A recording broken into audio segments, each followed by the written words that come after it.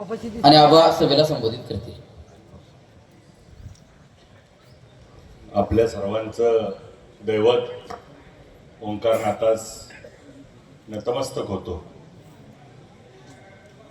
मारुतीरायास शनिदेवास महाराजांना नतमस्तक होतो. पंढरीच्या पांडुरंगाला आई माडेश्वरीला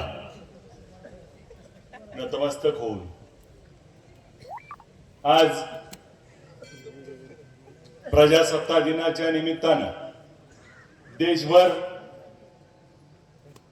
आपल्या देशाचं असलेलं प्रतीक तिरंगा उंच लहरत असताना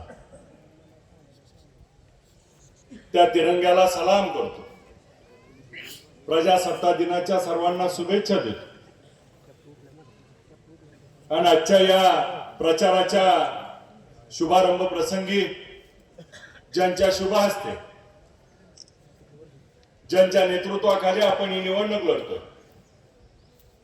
या राज्यातले ऋषितुल्य नेतृत्व माजी उपमुख्यमंत्री आमचे मार्गदर्शक माननीय विजयसिंह मोहिते पाटील साहेब आपल्या प्रचार सभेला मार्गदर्शन करून पुढे गेलेले खासदार धैर्यशील मोहिते पाटील साहेब आता ज्यांनी मार्गदर्शन केलं, त्यांचे सहकारी मार्गदर्शक शिवसेनेचे नेते संजय बाबा कोकाटे, बाळासाहेब तात्या ढवळे, भारताबा शिंदे, रवीजी पाटील, राजाभाऊजी चौरे, रावसाहेब नाना देशमुख, दिनेशजी जगदाळे, प्रमोदजी कुटे, सुरेश काका पाटील, रामकाका मस्के, खंडप्पा बोंग, बाबू तात्या सुर्वे, भाऊसाहेब माडिक, सूरजभाई देशमुख, सज्जनजी ढवळे, शिवाजीराव पाटील, पोपट तात्या अनपट, विजयजी भगत सर, विनंतीताई कुलकर्णी, पल्लवीताई पाटील, सतीजी पाटील, ऋतुजीताई सुर्वे, काकासाहेब देशमुख, अरुणजी गिड्डे, सर्वच उपस्थित वडीलधारी ज्येष्ठ सर्व उमेदवार, ग्रामस्थ, शेतकरी बंधू, मायमाऊली, पत्रकार बंधू, प्रचाराचा शुभारंभ होत असताना या प्रचाराच्या आजच्या या शुभ प्रसंगी देशाला स्वातंत्र्य मिळालं, जी घटना आपण स्वीकारली, भारतरत्न विश्वरत्न डॉक्टर बाबासाहेब आंबेडकरांनी दिलेली घटना आणि त्याच्यावर चाललेला आपला देश, आणि त्या पवित्र दिवशी माढा तालुक्यातील पंचायत समिती आणि जिल्हा परिषदेला आता स्वातंत्र्य मिळवून देण्यासाठीची ही आजचा प्रचाराचा शुभारंभ आहे. मगाशी बाबांनी बोलताना सांगितलं, ज्या घरातलं 4-4 सदस्य असायचं आता एक उभा करायचं धाडस नाही. म्हणजे ती मनात हारली, ती आपण जिंकलोय. त्यामुळे निवडणुकीची सुरुवात आपली जिंकण्यामध्ये ज्या पद्धतीनं माढा मतदारसंघानं खासदार साहेबांना निवडून दिलं, माढा विधानसभेमध्ये आपण सर्वांनी मला संधी दिली आणि काम करायची संधी मिळाल्यानंतर अनेक विषयावरती माझ्यावरती टीका केली जाते. आता मगाशी खासदार साहेबांनी सांगितलं, सीना माढा उपसा सिंचनच्या बाबतीमध्ये काही अपप्रचार केला जातो. समोरचा गडी म्हणला, मला पाईपलाईन कुठून आहे का माहित आहे का? अरे पण तुम्ही कॉन्ट्रॅक्टर होता आणि त्यात पैसे किती आणले ती बी माहिती आहे. मूळ मुद्दा शेतकऱ्याला पाणी मिळालं पाहिजे म्हणून 1 वर्ष झालं जी योजना चालवायसाठी जे जे अपेक्षित आहे त्या गोष्टी सातत्याने पाठपुरावा करू. मग जे मायनर आहेत, कॅनॉल आहेत, त्याच्या दुरुस्ती असतील, पाणी शेवटच्या माणसापर्यंत टेल टू हेड पोहोचलं पाहिजे. 169 तळी भरून घेतली पाहिजे. आणि मग तुम्ही जी हुकुमशाहीच पद्धतीनं आमच्या त्या विनंतीताई कुलकर्णी ज्यावेळेस शेवटच्या माणसाला पाणी पोचवत असताना तुमची नाती होती हातात त्या ठिकाणी वॉलची त्या ठिकाणी तोडफोड करतात आणि मग तुम्हाला पाणी पोचवायचंय का स्वतःलाच पाणी पाहिजे आणि मग श्रेय किती दिवस घ्यायचं ही करी आणि मग बोलत असताना बाबा त्यांनी सांगितलं 20 लाख रुपयाचा चेक दिला म्हणून योजना चालू झाली. त्याच्यापूर्वी राज्य सरकारनं 12 कोटी रुपये दिले आणि 12 कोटी रुपये दिल्यानंतर ते पैसे गेल्या वर्षीपर्यंत शिल्लक होते आणि त्याच्यावरती योजना चालू होती. आणि याच्यापूर्वी भारताबा सांगतात की या योजनेच्या माध्यमातून कारखान्यातनं केलेले वसूल पैसे जे महामंडळात भरले जायचे त्या महामंडळाच्या भरलेल्या पैशातनं लाईट बिलाऐवजी परत छोटी छोटी कॉन्ट्रॅक्ट काढून जवळची माणसं पोचायची आणि त्यातनं पैसे घ्यायचे. ह्या लाईट बिलाच्या संदर्भात शेतकऱ्यांनी आता त्याच्यावर अवलंबून न राहता जसं मगाशी खासदार साहेबांनी सांगितलं तसं आपण प्रत्येक महिन्याला प्रत्येक गावात पाणी वापर संस्था रजिस्ट्रेशन करू. पाणी वापर संस्था त्या ठिकाणी 2 मुलं ठेवून पाणी शेवटच्या माणसापर्यंत जाईल त्याचा वसूल त्या ठिकाणी आपण करून ही योजना अखंडितपणे चालू राहील हे नियोजन पुढच्या काळात करूया. या योजनेच्या बाबतीतलं त्यांनी जे सांगितलं मला या निमित्तानं त्यांना पण सांगायचं की बाबा ही योजना 1994 साली पहिला प्रस्ताव केला 1995 ला त्याला मंजुरी मिळाली आणि 94 कोटी रुपयाचं काम चालू झालं. 2000 ला त्या ठिकाणी सुरुवात झालेलं काम 2005 ला त्या ठिकाणी पूर्वत्वास आलं आणि 2005 पासून 2025 20 वर्ष त्या योजनेला झाली. आणि मग त्याच्यावर असलेल्या 11 मोटरी ज्या 1500 हॉर्सपावरच्या मोटर आहेत त्यातल्या आज पूर्ण एपीएसएससी न चालत नसल्यामुळं जे पाणी आपल्याला घ्यायला पाहिजे त्याच्यात आता 60% 65%च पाणी देतात. म्हणून आता आपण नवीन एसएलटीसी मध्ये विशेष दुरुस्तीमध्ये पैसे घेतलेत आणि त्याच्यातनं 59-60 कोटी रुपयामध्ये आता ह्या सगळ्या मोटरा नवीन केल्या जातील. नवीन टेक्नॉलॉजीच्या केल्या जातील ज्या अधिक पाणी दिल्या जातात. आता आपल्या सिनामाडाचा जो कॅनल आहे ह्याच्यामध्ये 500 क्युसेक्स पाणी बसतं आणि आता आपल्याला मिळते किती 300 ते 330 300 ते 300 क्युसेक्स. मग आता आपल्याला अजून 200 क्युसेक्स पाणीच कमी मिळतं का तर मोटरा तेवढ्या पद्धतीने चालत नाहीत. आणि मग याच्यावरती त्या ठिकाणी आता नवीन मंजुरी आली आहे आणि जी पाईपलाईन 20 वर्षापूर्वी टाकली होती त्या पाईपलाईन मध्ये त्या ठिकाणी आज गंजून त्या ठिकाणी त्या ठिकाणी सारखं त्या लिकेज होत आहे. म्हणून आपण ती पाईपलाईन आता अंडरग्राऊंड आहे तर आता नवीन प्रस्तावात ती पाईपलाईन वरून घ्यायची आणि त्या वरून नवीन पाईपलाईन झाल्यामुळं ज्या दुरुस्तीला त्रास होतोय तो पुढच्या काळात होणार नाही. आणि आता नवी कोडी पाईपलाईन पुन्हा एकदा होणार आहे त्याच्यामुळं पुढच्या काळात पुन्हा 20 वर्ष मागे बघायची वेळ येणार नाही. आणि मग या योजनेचा पाठपुरावा करत असताना मग 110वी एसएलटीसी मीटिंग असेल 112वी असेल 113वी त्याची मंजुरी झाली आणि मग सिनामाडामध्ये 3री सुप्रमा जी मंजूर करायची होती त्याच्यामध्ये मुख्य काय विषय होता तर 7 गावाला पाणी देण्याचा विषय होता. आणि मग तो 7 गावाला पाणी देण्याचा विषय आला. आपण विधानसभेतलं माझं भाषण ऐकलं असेल. बाबा त्या ठिकाणी लक्षवेधी लावली आणि त्या लक्षवेधीला समोरून राधाकृष्ण विखे पाटील मंत्री महोदयांनी उत्तर दिलं की आम्ही त्या ठिकाणी निधी उपलब्ध करून देऊ आणि निधीच्या बाबतीत 20 कोटी रुपये आता आपल्याकडे भूसंपादन असलेल्या शेतकऱ्याला देण्यासाठी आहेत. आज 11 कोटी रुपये आपल्याकडे अजून शिल्लक आहेत की भूसंपादन झालेल्या जमिनीचे जे वाद राहिलेत ते मिटवून त्याला पैसे द्यायचे. आणि मग आता आपल्याला अजून 94 कोटी 176 कोटी रुपयाची गरज आहे आणि मग हे सगळे पैसे उपलब्ध व्हावे. आणि 3री सुप्रमा 650 कोटी रुपयाचा प्रस्ताव त्या ठिकाणी गेलाय या 7 गावाला पाणी मिळण्यासाठी. मग या 7 गावाला पाणी देण्याच्या संदर्भात अनेक वेळा अनेक वर्ष 2004चा निवडणूक बाबा तुम्हाला आठवत असेल 2004च्या निवडणुकीत 22 गावानं निलेश बापू एक ना एक मत ह्या लोकांना दिलं होतं का तर पाणी आणणार आहे म्हणून. पण आलं गाव पाणी बावीला. मग 22 गावाला पाणी देण्यासाठी आधी काय करावं लागणार आहे? 22 गाव कार्यक्षेत्रामध्ये लाभ क्षेत्रात समाविष्ट करावं लागणार आहे आणि ते समाविष्ट तुम्ही मला निवडून दिल्यावर आमदार झाल्यावर आत्ता समाविष्ट झाले. 20 वर्ष काय सांगत होती? 20 वर्ष काय दाखवत होती? मग आज आता आपल्याला त्याच्यामध्ये बाबा हे तोंडी नाही, याच सगळं बापू प्रोसिडिंग आहे. विधानसभेमध्ये एखादं मंत्र्याने उत्तर दिलं की तो कायदा असतो आणि त्याच्यावरती काम होतं.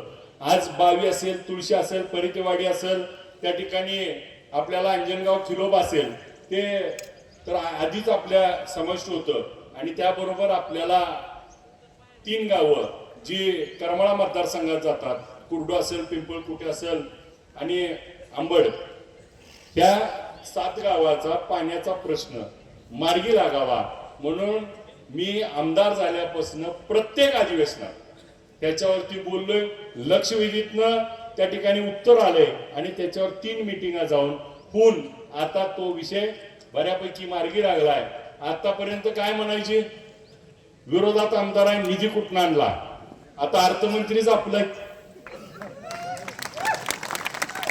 आणि त्या दिवशी आम्ही ज्या दिवशी मिटिंगला गेलो, खासदार साहेब आम्ही, त्या दिवशी या सगळ्या विषयावरती मी त्या ठिकाणी भारताबा शब्द घेतला अर्थमंत्री, राज्याचे उपमुख्यमंत्री अजितदादांचा की ह्या कामाला आम्हाला निधी द्यावा लागेल तर त्या ठिकाणी आम्हाला, तर त्यांनी त्याबाबत सकारात्मकता दाखवली, होय म्हणले.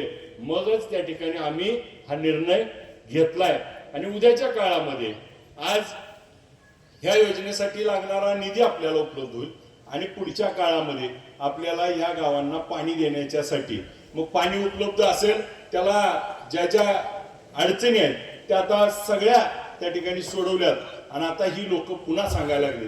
मानेगाव उपसा सिंचन योजनेच्या बाबतीत देखील अधिवेशनामध्ये विषय घेतला. याबाबत 3 बैठका झाल्या, त्याची मान्यता आली, त्याची कागद देखील त्या ठिकाणी आम्ही सुहास काका सगळ्यांकडे दिले. आणि मानेगाव उपसा सिंचन योजनेसाठी आपल्याला RRW मधनं परमिशन पाहिजे, त्याची देखील अंतिम टप्प्यात आहे आणि ती देखील आपल्याला ह्या 23 तारखेच्या अधिवेशनामध्ये मिळेल. आणि मग मानेगाव उपसा सिंचन योजना देखील आपण पुढच्या काळामध्ये कार्यान्वित करू. आणि मग याचबरोबर आपल्या MIDCच्या बाबतीत बाबा महसूल मंत्र्यांकडे बैठक घेतली आणि मंजुरी दिली म्हणून फोटो टाकणारी, पेपरला बातम्या देणारी काल भाजपमध्ये गेली ती आणि येड्यात काढायला लागली.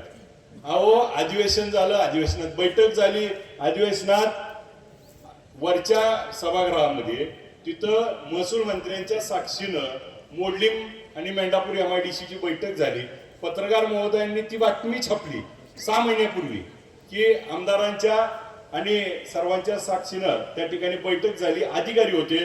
त्याच्यात जो आपल्याला मायढोकचा विषय होता तो कसा स्किप करायचा हे सगळं ठरलं आणि त्याच्यावर प्रोसेस झाली, मोजणी झाली, जॉईंट अँड मेजरमेंट झाली आणि आता घडी जाऊन म्हणते मंजूर केली. म्हणजे गावा मागणं हे जो मराठीचं घोड आलंय. अरे, आणि मग मूळ मुद्दा काय? MIDCच्या बाबतीमध्ये पाठपुरावा करत असताना याच्यामध्ये आम्ही इथं नॉन पॉलिशिंग युनिट आलं पाहिजे म्हणून सह्याद्री फॉर्म आणि तसेच 5-25 कंपन्यांकडनं ऑफर लेटर घेतले की ही आम्ही इथं जागा घ्यायला तयार आहे. आणि मग मोडलीमध्ये आपल्याला इंडस्ट्रियल कॉरिडॉर व्हावा, ड्रायपोर्ट व्हावं, तिथं टर्मिनल करायच्या दृष्टीनं आपण नियोजन लावलं. या माध्यमातून पाठपुरावा करतोय. छत्रपती शिवाजी महाराजांचं स्मारक व्हावं म्हणून 10 कोटी रुपये एकनाथ शिंदे साहेबांकडे निधीची तरतूद करण्यासाठी आणि त्याच्यावरती पाठपुरावा, जागा उपलब्ध व्हावी याच्यासाठी अनेक वेळा विषय.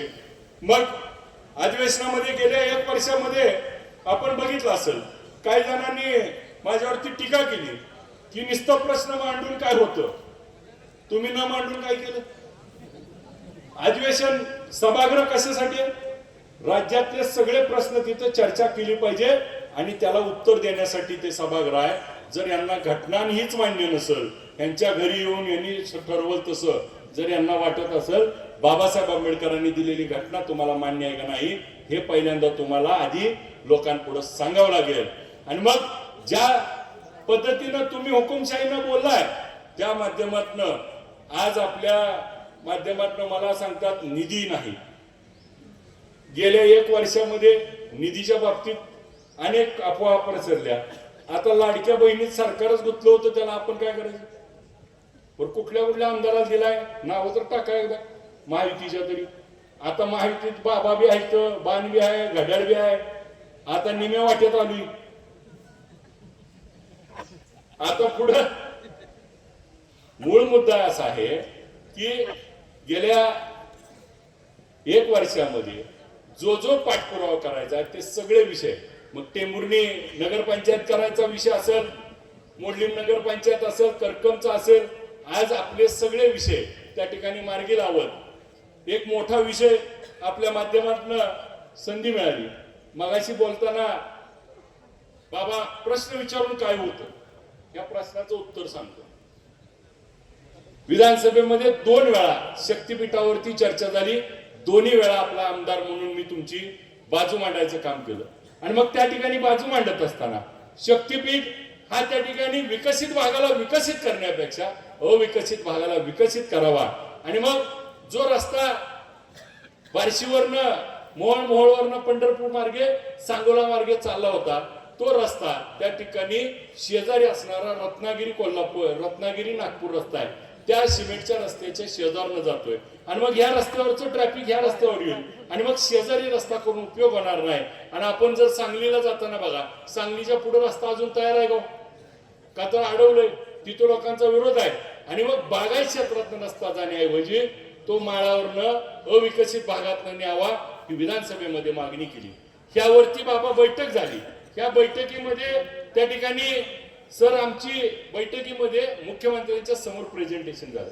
आणि मग मुख्यमंत्र्यांच्या समोर मी माहिती दिली की या देशाचं, या महाराष्ट्राचं कुलदैवत म्हणून ज्या छत्रपती शिवाजी महाराजांना मानतो, त्या छत्रपती शिवाजी महाराजांचं कुलदैवत हे आई तुळजाभवानी आणि शिखर शिंगणापूर इकडून घेतला रस्ता तर जोडलं जाऊ शकतं. मुख्यमंत्र्यांचं कुलदैवत त्याला जोडलं जाऊ शकतं नीरा नरसिंगपूर, ज्योतिबा देवस्थान जोडलं जाऊ शकतं पन्हाळगड, आणि आपल्या सगळ्याचं श्रद्धास्थान असलेलं बाळूमामाचं आदमापूर जोडलं जाऊ शकतं. आणि मग तो रस्ता माड्यातनं मोडलीमवरनं करकमवरनं म्हाळून मार्गे आपल्याला पुढं माळशिरस तालुक्यातनं मसवड, आणि मग पालकमंत्र्यांच्या मतदारसंघात जात असल्यामुळं त्यांना देखील त्या माध्यमातून आम्हाला का, आणि मग याच्या माध्यमातून मागणी केली. आज आपल्या मोडलीमची MIDC असेल, मेंढापूरची MIDC, आणि आपल्याला जी माड्याच्या पलीकड माळावर एक MIDC करायची, ह्या सगळे MIDC या रस्त्याला येतील. आणि मग या माध्यमातून नवीन उद्योग उभा राहतील. नवीन उद्योगाच्या माध्यमातून आमचे तरुण त्या ठिकाणी उद्योग करतील, त्यांना नोकऱ्या मिळतील. आणि मग या माध्यमातून आमच्या अविकसित भागातनं त्या ठिकाणी आता हा रस्ता जाईल. मग निधीच्या बाबतीत आज बाबा 90 किलोमीटर रस्ता हा आपल्या मतदारसंघातून जातो. 90 किलोमीटर रस्त्याचे 1 किलोमीटरला किती रुपये? मानिकांना 100 कोटी रुपये. 90 गुणिले 100 कोटी किती झाले? 9,000. आणि म्हणते निधी आणला नाही. एकच रस्ता 9,000 कोटी रुपये इथे येतील. ते कुणाला मिळणार आहे? तो आपल्या मतदारसंघातल्याच कुणाला तरी मिळणार आहेत. आपल्या भागाचा कायापालट होईल. उद्या इथे इंडस्ट्री येतील. आज बघा आपला हा रस्ता हायवे झालाय तर आज किती आपण प्रगत झालोय. उद्याच्या काळात ही राहिलेला भाग देखील अविकसित भाग विकसित होण्यासाठी, आणि मग आपल्या भागातली केळी जे बाबा आम्हाला म्हणतात की त्या ठिकाणी दर पडते, ती केळी पटकन परदेशात पाठवायसाठी ह्या रस्त्याचा उपयोग होईल. ह्या रस्त्यावरनं आपला शेतीमाल जाईल. मग डाळिंब असेल, द्राक्ष असतील, बेदाणा असेल, साखर असेल, आज केळीच्या माध्यमातून असेल, आपला भाजीपाला असेल, या भागातला सगळा या रस्त्याच्या माध्यमातून शेतकऱ्याला उपयोग होईल. आणि या माध्यमातून या भागाचं दळणवळण, या भागात रोजगार निर्मिती होईल. म्हणून या रस्त्याच्या माध्यमातून आपल्याला, आणि मग माडातल्या सगळ्या सहकार्याने याचं मोठ्या प्रमाणात स्वागत केलं की हा रस्ता या भागातून होतोय. आणि मग या माध्यमातून आपल्याला विधानसभेत प्रश्न विचारल्यावर काय होतं तर बाबा 300 किलोमीटरची लाईन त्या ठिकाणी मुख्यमंत्र्यांनी बदलली. आणि मग काही जण म्हणले रस्त्याला इकडून बदलली म्हणून काय होती, ज्याची अधिसूचना निघाली, ज्याचं मोजणी झाली होती ती लाईन बदलली. मी एक उदाहरण सांगतो. आपण पंढरपूरला नेहमी येतात सगळे. पंढरपूरला दगडी पूल आहे बघा, त्याच्या शेजारी एक नवीन पूल झालाय. त्या पुलाच्या बाहेर आल्यानंतर उजव्या आणि डाव्या बाजूला 65 एकर जमीन आहे, म्हणजे शासनाची जमीन आहे, जिथं पालख्या उतरतात. आणि तिथं काय केलंय का माहित नाही, पण त्या अधिकाऱ्याला वाटलं आणि वळण दिलं. सरळ गेला असता तरी चालत होता, पण वळण दिलं. एका रस्त्याला एक वळण दिलं, 58 लोक मेली तिथं अपघाताने. एक रस्त्याला एक वळण असेल तर 58 लोक जीवाशी जातात. एक अख्खा रस्ता जर इकडून इकडं जर चुकीच्या ठिकाणी झाला तर पुढची पिढी बर्बाद होती. म्हणून हा विधानसभेमध्ये प्रश्न विचारल्यावर आपला आमदार बोलल्यावर त्या ठिकाणी ही गोष्ट होती. मग माझा सवाल आहे, गेल्या 30 वर्षात आपण किती प्रश्न मांडले.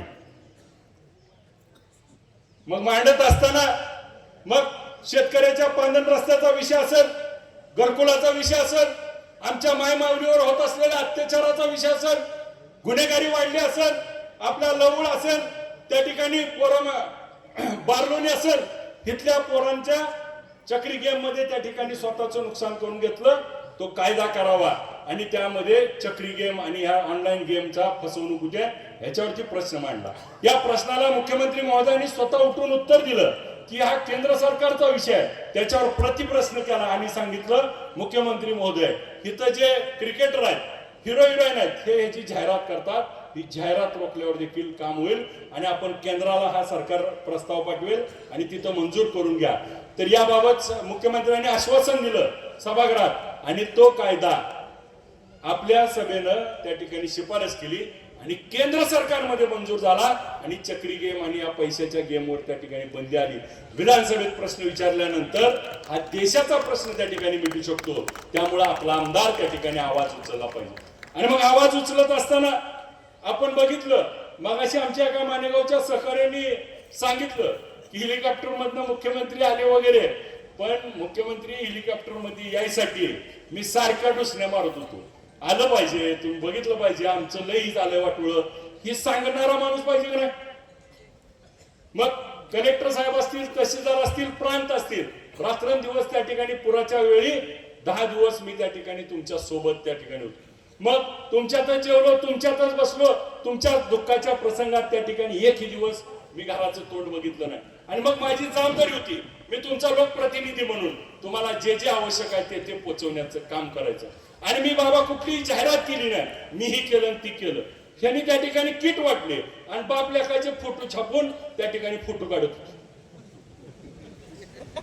मग तुम्ही संकटाच्या प्रसंगात जर तुम्ही प्रचाराने अशा जर भूमिका घेत असाल आणि मग कुठल्या तोंडाने तुम्ही सांगताय लोकांना आम्ही लोकसेवा करणार आहे, लोकसेवा करत असताना लोकांमध्ये राहून समर्थ होऊन त्या ठिकाणी भूमिका घेतली पाहिजे. ही भूमिका तुमचा एक लोकप्रतिनिधी म्हणून घेण्याचे काम आहे. आणि मग आपण बघा, ज्यावेळेस पूर परिस्थिती आली त्या पूर परिस्थितीमध्ये पहिला त्या ठिकाणी आव्हान केलं की आमच्याकडची पूर परिस्थिती भयानक आहे. ज्यावेळेस सांगली कोल्हापूरला पूर आला त्यावेळेस सगळ्या महाराष्ट्रानं मदत पोहोचवली, आमच्या लोकांना मदत पोहोचली पाहिजे म्हणून आव्हान केलं. या आव्हानाला सगळ्यांनी प्रतिसाद दिला आणि त्या आव्हानाच्या माध्यमातून अनेक लोकांनी मोठ्या शहरातनं त्या ठिकाणी आपल्याला मदत पोहोचवली. आपल्या टेंभुर्णीतल्या असतील गावगावातनं त्या ठिकाणी मदत पोहोचवली आणि त्या लोकांना मदत पोहोचली आणि आज त्यांच्या दुःखामध्ये कुठेतरी फुंकर घालण्याचं काम या माध्यमातून केलं. एक मी त्या ठिकाणी मीडियाच्या माध्यमातून बाईट दिली होती की राज्यातले सगळे मंदिरं, ज्या मंदिरामध्ये आम्ही टाकलेलं दान त्या ठिकाणी आमच्या उपयोगाला आलं पाहिजे, हे दान त्या ठिकाणी आमच्या लोकांना द्या. त्या बाईट वरती सगळ्या मंदिरांनी, मग पंढरपूरच्या पांडुरंगाच्या मंदिराने 1 कोटी रुपये असेल, जे जे मंदिर आहेत सगळ्यांनी 1 कोटी 2 कोटी रुपये मुख्यमंत्री सहायताने दिले. आणि महाराष्ट्रातल्या 288 आमदारात एकमेव बोलणारा तुमचा आमदार होता. मग प्रश्न समजला पाहिजे, त्या प्रश्नावरती उकल झाली पाहिजे आणि त्या प्रश्नाचं सोल्युशन करण्याची भूमिका आम्ही त्या ठिकाणी घेतली. मगाशी आमच्या सहकार्याने सांगितलं, कुणाचं जर बार वाचतंय, कुणाचं हॉटेल वाचवायसाठी उड्डाणपुलाच्या बाबतीत 3 वेळा त्या ठिकाणी तिथली निविदा रद्द झाली. याचा पाठपुरावा केला आम्ही. आता त्या माध्यमातून येणाऱ्या काही दिवसामध्ये ह्याचं टेंडर प्रोसेस आता रिटेंडर होत आहे आणि इथं उड्डाणपूल होऊन इथं जे जीव जात आहेत ते वाचवण्याच्या संदर्भात आम्ही कडक पावलं उचललेत. आणि मग ही निवडणूक नेमकी कोणत्या मुद्द्यावर लढली पाहिजे. परवा अनेकांनी माझ्यावरती टीका केली, एक गडी म्हणला नार्कोटेक्स करू. माझी विनंती आहे, मी जर तोंड उघडलं लय वाईट होईल. कोण किती मागत होतं ही जर तुमचीच टेस्ट करून बघितलं आणि इकडून तिकडून तिकडून इकडं जायला कितीची बोली कोण बोलत होतं ही मी सांगायला चालू केल्यावर लय अवघड होईल. त्यामुळं त्या भानगडीत पडू नये. त्यांनीच म्हणले ही काय विठ्ठल कारखान्याची निवडणूक आहे, ऊस दरावर बोलती ती. 3,500 रुपये मी देतो म्हणल्यावर ज्या माणसाला आपल्या वडिलाचा शब्द प्रमाण म्हणून मर्दकडे असेल तर वडिलांनी सांगितलेला 1 रुपया आगाव दिला पाहिजे. खुल्ला आव्हान दिलं. 2800 रुपये दिलाय. पुन्हा त्यांनी दिलं 100 रुपये. किती झालं बाबा 2900. आपण किती दिलं 200. किती झालं आपलं 3003. त्यांच्यापेक्षा 100 रुपये जास्त येतं. महागाई का? मग आमचं म्हण तसं नाही. त्यानं आपण दिल त्याच्या पुढे जायचं का नाही. मग वडिलाचं जर प्रमाण म्हणून जर पोरगा लयच भारी असला तर उद्या 600 जमा करून माझे तयार आहे. पण हे काय करतोय माहिती का, ह्याचा गाळप 25 लाख आहे. 600 पैसे किती झालं 150 कोटी. माझ जाणार 30च. पण ह्याच्या 150 वाचवायसाठी हे म्हणते ह्याच्यात बोलू नका. तयार कर मी तुझं आणलेलं आहेच घे त्याच्यावर बोल चल तयार आपण. पटांगणात आले म्हणल्यावर काय मागे सरकत नाही. पण मूळ मुद्दा असा आहे की मी म्हणलोच नव्हतो एका बाईट मध्ये म्हणला मी असं म्हणलोच नव्हतो. अरे वडिलांचा जर आज्ञाधारी पोरगा असला वडिलांना दिलेला शब्द पूर्ण करून दाखव वाटत्या. आणि मग माझी आपल्याला या निमित्तानं विनंती आहे, निवडणूक ही जिल्हा परिषद पंचायत समितीच्या ह्या निवडणुकीमध्ये काय बोललं पाहिजे. आमच्या आरोग्याच्या योजना बोललं पाहिजे. आमच्या शाळा डिजिटल करण्याच्या बाबतीत बोललं पाहिजे. एक उदाहरण म्हणून सांगतो, शाळेचा विषय निघाला म्हणून आज माढा शहरामध्ये आपल्याला शाळाच्या माध्यमातून 2 कोटी रुपयाचा निधी आणला. आणि मग निधी आणल्यानंतर त्या कामाला इतक्या व्यवस्थितरित्या त्याच्या रूमची साईज किती असली पाहिजे, त्याची चौकट 8 फुटाची असली पाहिजे, स्लायडिंग डोअर असले पाहिजे, वेट्रिफाईड टाईल असली पाहिजे, इतके बारकावे बघून ती आता बांधकाम सुरू झालंय. एक मॉडेल स्कूल म्हणून माड्यामध्ये जिल्हा परिषदची शाळा आम्ही 10 कॉलेज उभा करतोय, जेणेकरून पुढच्या काळामध्ये मग ई लर्निंगच्या माध्यमातून असेल, आज सोशल वर्कर काम करतात त्यांच्या माध्यमातून कलर कामासाठी कलर उपलब्ध करून देणं असेल. आणि मग ह्या निवडणुकीमध्ये अंगणवाडी सेविकाचे प्रश्न असतील, ग्रामपंचायतच्या घरकुलाचे विषय असतील, 25-15चा विषय असेल, 30-54चा विषय असेल, 50-54चा विषय असेल, ज्या रांजणी देवस्थानमध्ये आपण बसलोय त्या रांजणी देवस्थानचं ब वर्ग देण्याचं पत्र देखील त्या ठिकाणी आपण आणलं होतं. आणि मग इथल्या लोकांनी सांगितलं आम्ही प्रयत्न केले. 30 वर्ष तुम्ही होता, आमदार बदलल्यावरच कसं झालं. मग आता त्यांना म्हणायचा अधिकार आहे का. पण मी ग्रामविकास मंत्र्याच्या हातातनं पत्र घेतलं, पोस्ट टाकली आणि दुसऱ्या दिवशी सांगते आम्ही केलं. आता परवा आम्ही बाबा गेलो आणि आम्ही तिथं सिनामाडा चालू करायला 15 तारखेला सांगितली, त्यांची कामं चालू होती म्हणून आम्ही गेलो. सिनामाडा चालू व्हायची आहे, मग त्याचे ट्रिप झाले ते आम्ही जरा माहिती घेऊन त्या ठिकाणी जाऊन आलो. तर ही गडी गेलाय तिथं दंगाड दंगाड करत आणि हार घालतोय आणि नारळ फोडतोय. मला कळ ना इतके दिवस काय म्हणत होते आम्ही केली, आता चालू झाल्यावर नारळ फोडायला गेले. जर वेळेला स्टंट आणि मला सांगते ती रील स्टार आमदार आहे. अरे स्टार तर आहे मी, तुझ्या आणि मी कसं तू सगळं म्हणतोय.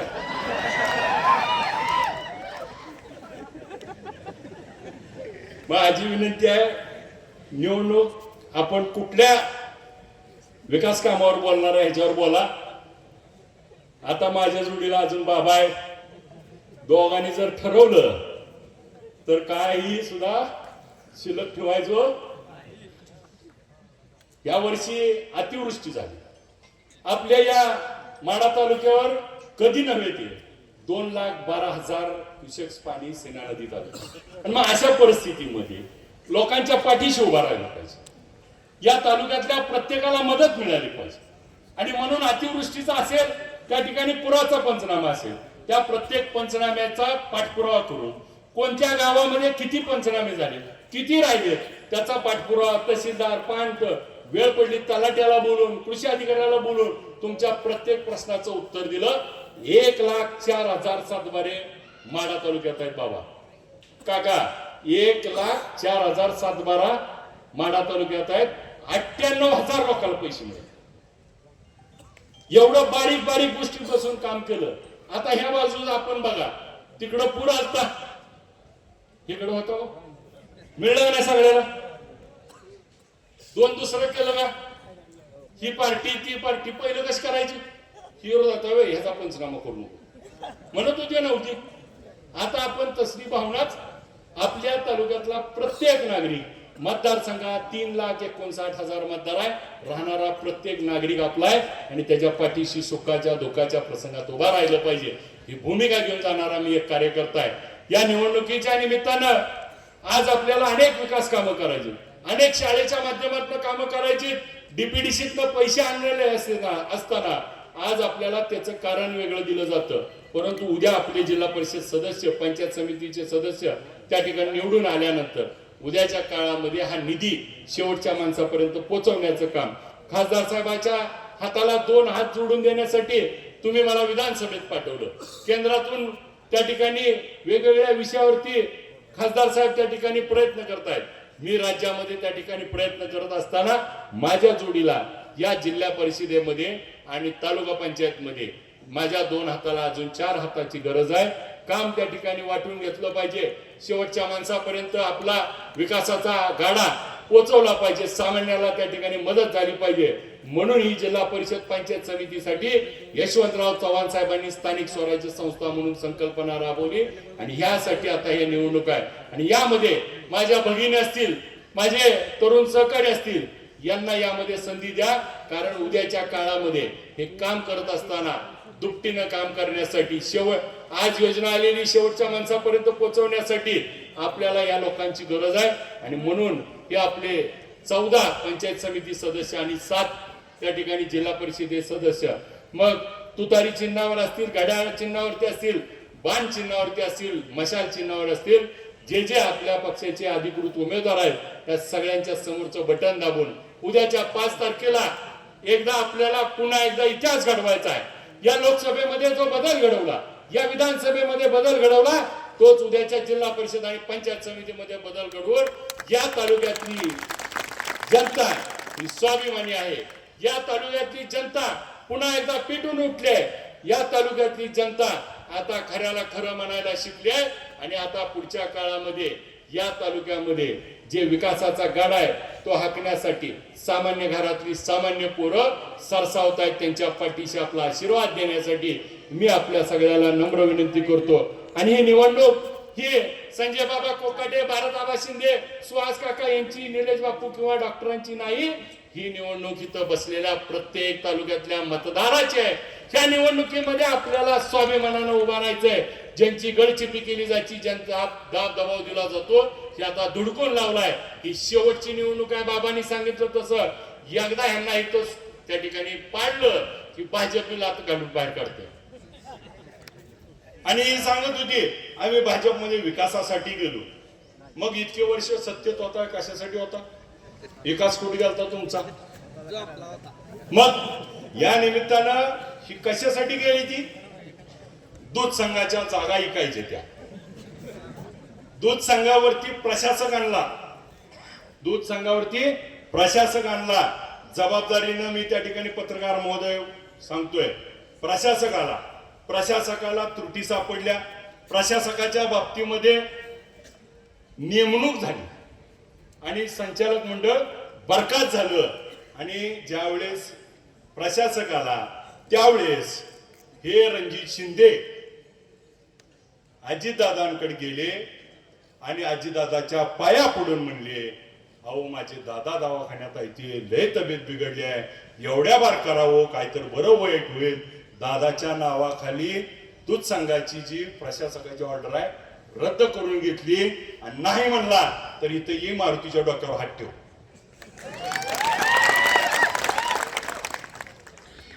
आम्हाला वाटलं जिल्हा दूध संघाची आता एवढी प्रिस्टीज लावून चालू केलंय, मग आता बंद पडलेला जिल्हा दूध संघ चालू करल आणि पुन्हा 1 लाखावर दूध नेल तर काय झालं? आता टेंभुर्णी जागा गडप, पंढरपूरची गडप, मुंबईत सोलापूर, आणि मग नेमकं तुम्हाला वडिलांच्या दवाखान्याचं कारण दाखवून सहानुभूती मिळवून जिल्हा दूध संघात कशाला जायचं होतं? पुन्हा प्रशासक नेमलेला असताना का तर तिथल्या जागेतलं निम कमिशन हाणून पुन्हा जागा बळकवायच्या होत्या, आणि नसल तर ये मारुती बशी. आणि याच्यावर उत्तर असेल पत्रकार महोदय, त्या कागदासहित सगळा आपल्याकडं सातबारा काढून ठेवलाय, कुठं किती केवढ्याला काय व्हॅल्युएशन किती होती, केवढ्या लिखली, कशी खाल्ली, कोणी घेतली, त्यात पार्टनर कोण आहे, पैसे कुठल्या बँकेत आरटीजीएस झालं, कसं आलं, सगळं आहे. तुम्ही तुमच्या स्वार्थासाठी पैसे कमवण्यासाठी वडिलाचा दवाखाना दाखवता येईल का? उद्या काय निवडणुकीत सांगतील सांगायचं काय खरं नाही. त्यामुळे ह्यांच्या बोलताप्याला काय आता बळी पडून चालणार नाही. आणि मग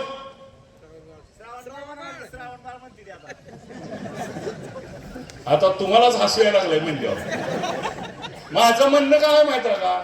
श्रावण बाळानं वडिलाची सेवा केली होती, वडिलाच्या शब्दासाठी सगळी शिवळ खांद्यावर घेतली होती. वडिलांनी सांगितले 600 रुपये देऊन टाक, 150 कोटी जमा कर, मग आपण बोलायला चालू करू. मलाच विचारते बोलती ती आता हाय गे लय कारीगडी असला तर 5 तारखेच्या आत पैसे जमा करते बाबा, मग जरा आपल्याला काळजी वाटेल. तोवर तुम्ही सगळी निवडून आलाय.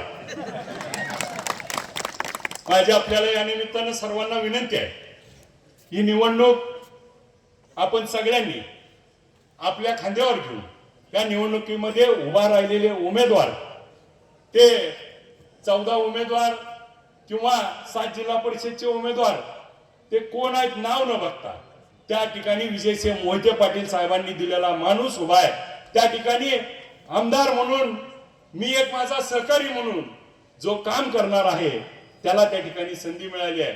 ज्याला संधी मिळाली नाही, नाराजी आहे, जरूर त्यांना पुढच्या काळामध्ये खासदार साहेबांनी सांगितलं तसं संधी मिळेल. या संधीचं सोनं करून हे जे कोण आपले सदस्य निवडून येणार आहेत आणि ज्यांना त्या ठिकाणी आम्ही आमच्या नाईलाज असतो, या ठिकाणी एकाच जागेवर 4-4, 5-5 इच्छुक असल्यामुळं कुणाला तरी आम्ही थांबायला सांगितलंय. पण त्या थांबलेल्या सगळ्यांनी जे मनमोठं करून दाखवलंय त्या सगळ्यांची किंमत आणि कदर पुढच्या काळात केली जाईल, एवढंच या निमित्तानं आपल्याला सांगतो. उद्याच्या 5 तारखेला आपण आपल्या चिन्हाच्या समोरील बटन दाबून प्रचंड मताने निवडून द्यावं. आज मला येत असताना उशीर झाला, कारण मला करकमला देखील नारळ फोडून तिथला सभा संपून यावं लागली. त्याबद्दल दिलगिरी व्यक्त करतो. आपल्या सगळ्याला प्रजासत्ताक दिनाच्या शुभेच्छा देतो. उद्याची निवडणूक पुन्हा एकदा आपण 5 तारखेला मतदान रूपी आशीर्वाद देऊन 7 तारखेला गुलाल उधळायला यावं एवढी विनंती करून आपली रजा घेतो. जय हिंद, जय महाराष्ट्र.